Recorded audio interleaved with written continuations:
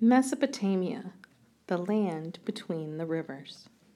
Today we will be discussing the geography and influence of the rivers in Mesopotamia. By the end of this lesson, you will be able to identify the geographical features of Mesopotamia.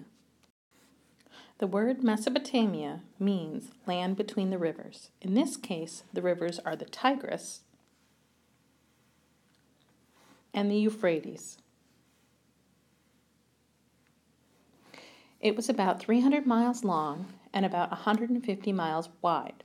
Today, you could look on a map of the world all day long for Mesopotamia, and you'd probably never find it. That's because it's no longer called Mesopotamia. The current name for this area is Iraq. You've probably heard of that place in world news. Look at the map key. The border of what we call Iraq is a dashed line. The Tigris River is the blue line in the east, and the Euphrates is the blue line in the west.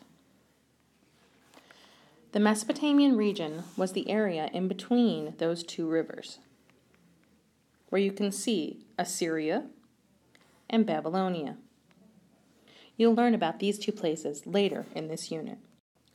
The early settlers of Mesopotamia decided that this land was a good place to live because they were close to two pretty big rivers. Say their names out loud. Look at the top if you need a refresher on how to say their names. Please pause the video now to do this. Rivers give you fresh water to drink. People can't live without water, and people can't drink salt water. So being near a river was most important because it meant survival. Do you remember that fancy word that means to farm? Yep.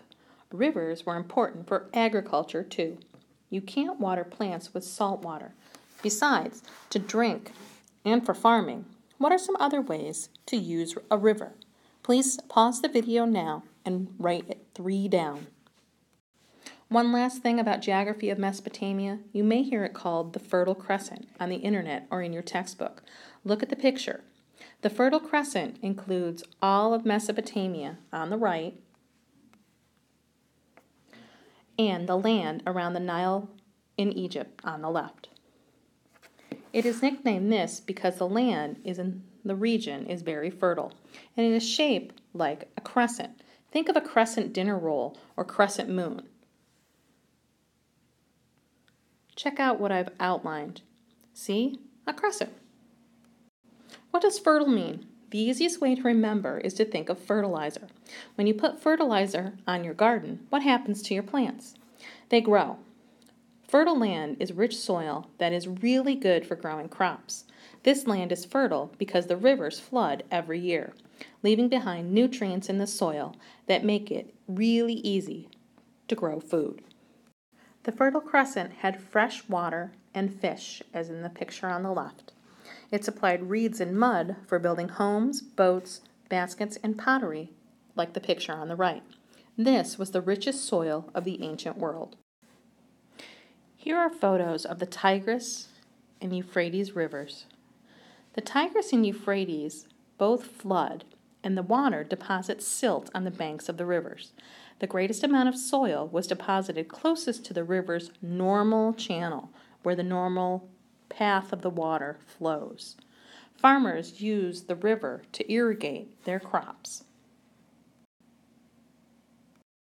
The normal day of a Mesopotamian was based on what type of work they did. Farmers produced a surplus of food, so not everyone had to work the same job. Some worked on building irrigation ditches to carry water to the fields, like the picture on the left. Others cared for animals, like the picture on the right. This system is called specialization of labor.